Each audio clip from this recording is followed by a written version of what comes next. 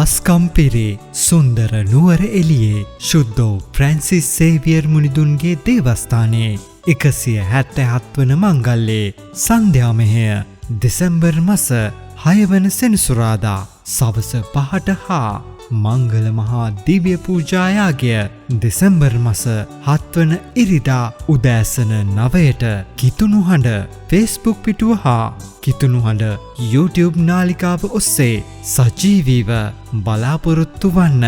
ශුද්ධ ෆ්‍රැන්සිස් සේවියර් මුනිදුන්ගේ පිහිට ආශිර්වාද ලබා ගැනීමට සජීවී විකාශය හා සම්බන්ධ වන්න.